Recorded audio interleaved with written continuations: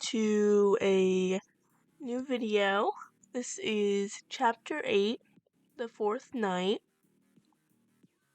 Okay, and I know that video is coming out about me and my editor, how I'm going to introduce her to you guys.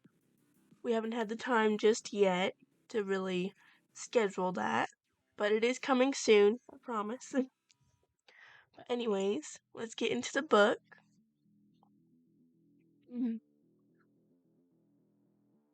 Her eyes fluttered open. After stretching, she snuggled deeper into her covers. Her eyes closed. Thankfully, her alarm hadn't went off yet. Reaching for her phone in the dark room, she clicked the lock button. It was only 1:30 a.m. 1:30 a.m.? She shot out of bed. She was late. Very late. Rushing, she quickly got dressed and brushed her teeth. She ran her fingers through her long hair before shoving her hat on. She grabbed her keys and rushed to her car. Turning on the vehicle, she practically sped to the family establishment. She got there. Her tires came to a screeching stop. Shutting off the vehicle, she flung the door open.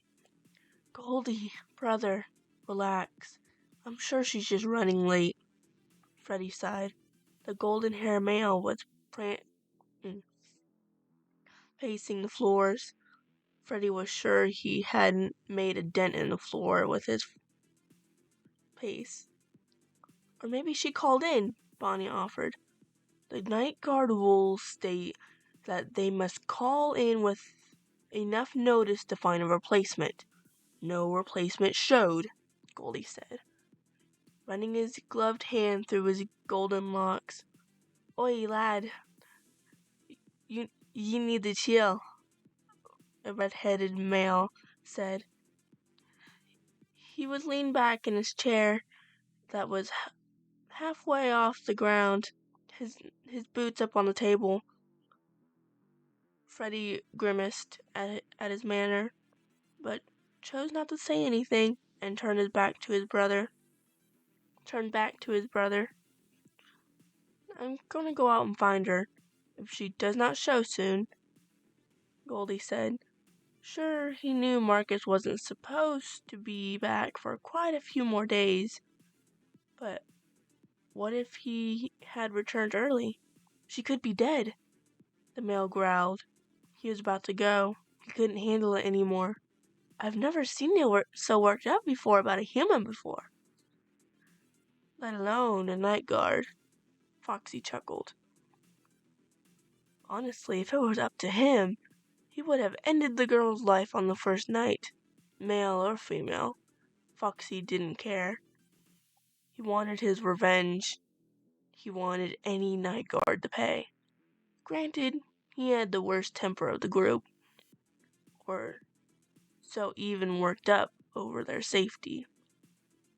"She is different," the Bear brothers spoke at once. Goldie had snapped, and Freddy was just as calm as he can be. Maybe so, but we don't really know her," Foxy pointed out. Sure, he might be right, but that was changing. Just as Goldie was about to reply, the door slammed open, and Your Name ran in. She stopped upon seeing all of them in their human forms. Goldie's eyes landed on her. Her hair was messy, and she was trying to catch her breath. "Where have you been?" Goldie demanded, raising his voice. Now that he confirmed she was indeed alive and safe, he felt angry. Angry that he had to worry. Upon seeing her flinch, he groaned. Taking a deep breath, he calmed himself. "Sorry, we were all worried." Your Name looked up at him and gave him an apologetic smile. "Well, you see," she said upon holding up a plush of the cupcake. At this, Chica grinned. "I forgot Carl, so I had to turn around when I was about to come in. I didn't want him to be lonely." She batted her eyelashes and smiled innocently at him. Sighing, Goldie made his way over to her. Humans were strange. It's okay. Goldie stopped in front of her. I forgive you. It's not like you to be late. You're always so early, he mumbled. He reached up and ruffled the hair that fell out of under her cap. A blush crept on her cheeks, and she heard a chuckle. Her eyes met golden ones. She quickly recognized the red-headed male as Foxy, the fox ears on his head giving him away. Aye, lass, he was worried about his beautiful booty, the fox said, then burst out laughing, letting the chair fall to the floor with a thud.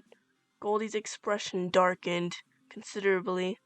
An intimidating aura surrounded him. Freddy sighed.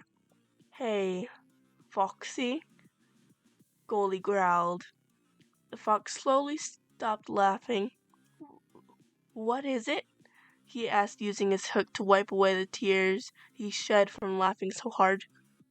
Run. Foxy's eyes widened as Goldie turned to him. Not risking it, Foxy listened, and Goldie took off after him. Foxy's scream was heard as he ran down the hall. Your name blinked, and a chuckle from her left startled her. There stood a purple-haired male. Eyes traveled to his ears. Bonnie, this kind of stuff happens all the time. Say, why don't you and I get to know each other better? Bonnie's red eyes met Your Name's eye color ones. Before she could reply, a familiar brunette pulled her away. No flirting, Freddy grumbled as he led the girl to another female. Chica. Chica grinned brightly. It's so nice to meet you, Your Name. I've been dying to talk to you. Freddy wouldn't let me, though. The small female shot a playful glare to said male. You can't imagine what it's like to have to talk to these idiots all day. Being only the girl here is so boring sometimes. Blonde gushed. Your Name giggled. Chica wasn't scary in her human form. In fact, Your Name thought she was quite adorable. And just like that, the two clicked and spent most of the night talking. Freddy scolded Bonnie, and while Foxy was still being hunted, time passed by way too quickly, and Your Name didn't even get a chance to make it to the office. The 6 a.m. bell rang, and Your Name sighed. Thanks for talking with me, Chica. I haven't had a girlfriend in a long time, she said, and Chica blinked in surprise. Really? She asked, and Your Name nodded. Marcus doesn't really let me have friends, she admitted sheepishly. At that moment, Your Name could have sworn she saw a dark glint across Chica's eyes, but the girl smiled. Well, now you have one, and nobody can separate us, Chica declared, and Your Name giggled. She hoped Chica was right. Foxy ran quickly to his cove, and Goldie stopped in front of the two girls, panting. Your Name smiled up at him, and Goldie swore his heart swooned. He blinked and blew. Catching his breath, he returned the smile. I'll see you soon, Your Name. Please don't be late again, Goldie said, crossing his arms and playfully narrowing his eyes. I'll try not to, Your Name laughed, and then bid all the animatronics a goodbye. Leaving, she smiled. Things seem to be going so well lately. She hadn't even missed Marcus, and she got in her car. She began thinking of her boyfriend. I wonder how his business meeting is going. She thought, is he having fun? Does he miss me? She shook her head. She sighed. There was no reason to ponder on it now. With that thought in her mind, she started her car and headed home. Sighing, Your Name stretched her back, making a satisfying pop that released all the tensions in her spine. She arrived home around 6:30 a.m. Glancing at the clock, she noted it was 2 in the afternoon. Inhaling the scent of lemon, she glanced at her hard work. The house was yet again spotless. The laundry was done and put away. The only thing left would be groceries. Today she wouldn't go, though, but it didn't mean she couldn't make a list.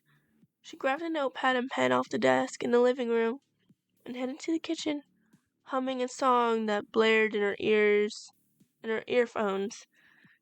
She checked the fridge and pantry, writing down everything that was needed and things she knew Marcus would want.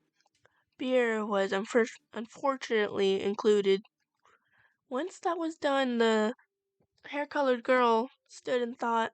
She wasn't tired yet, so she decided to do something she had wanted to do for a while.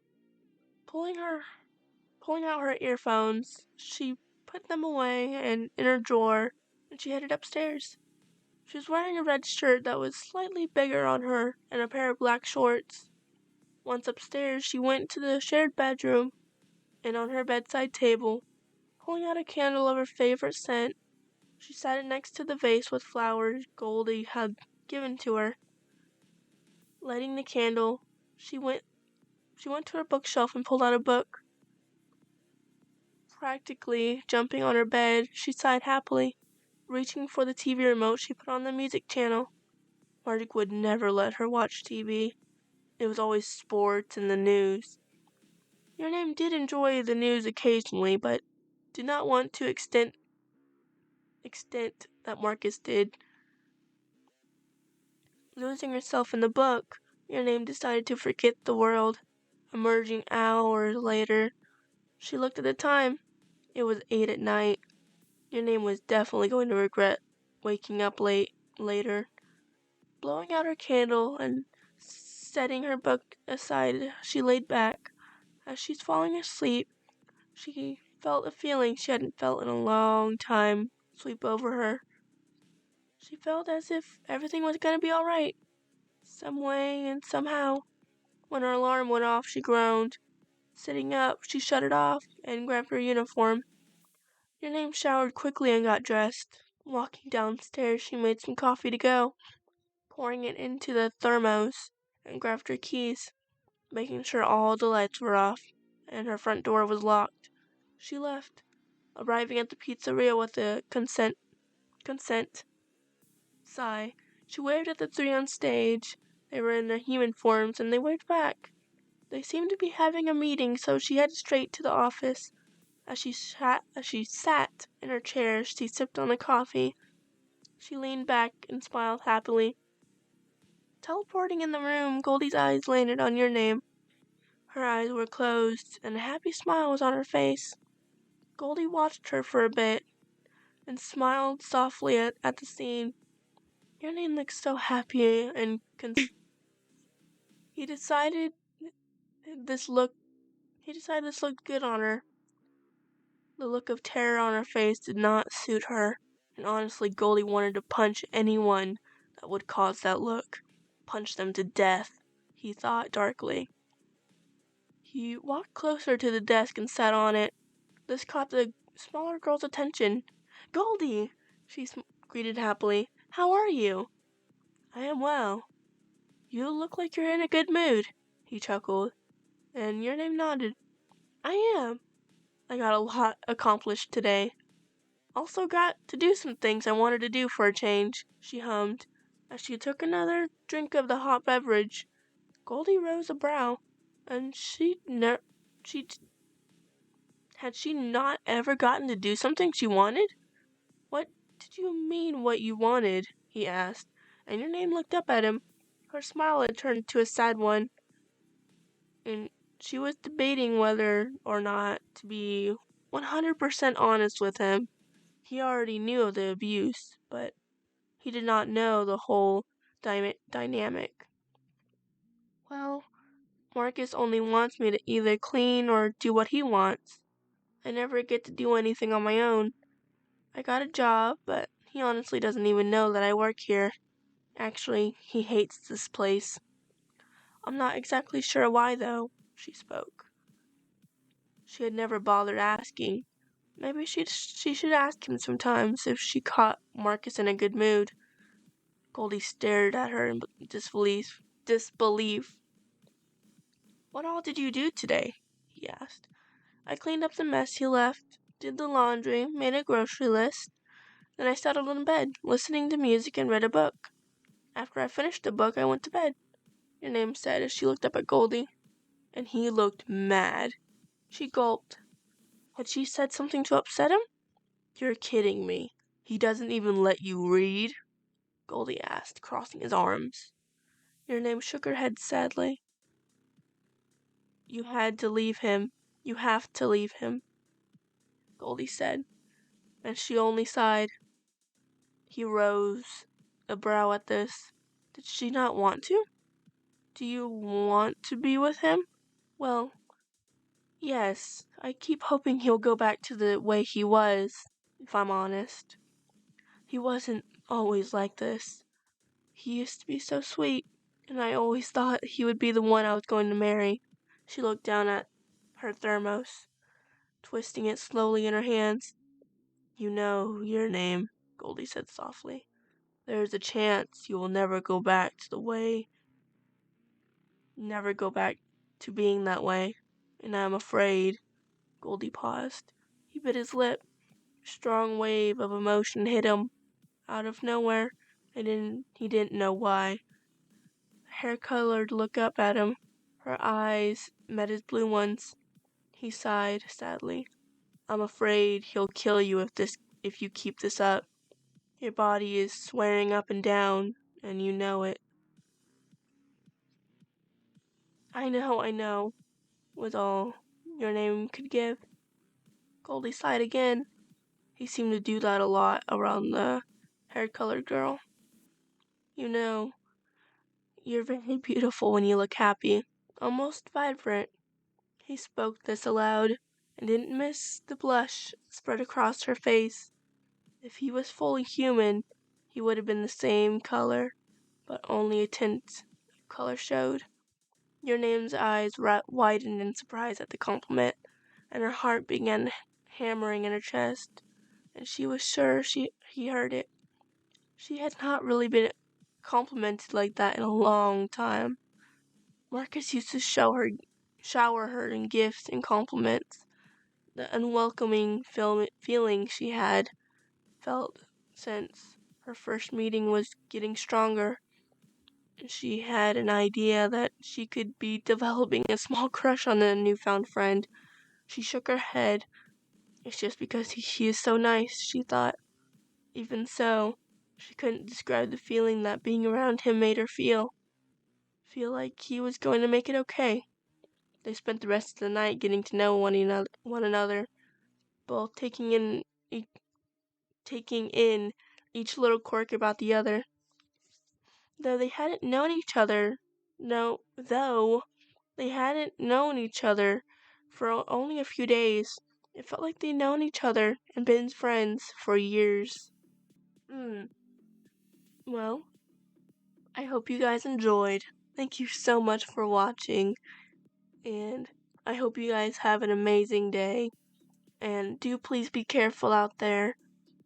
And I'm going to put a link down below, like I have been doing with the domestic abuse. The phone number is going to be down there too, so give them a call if anything is going on. Please be careful out there. I love you all, and I hope you all have an amazing day.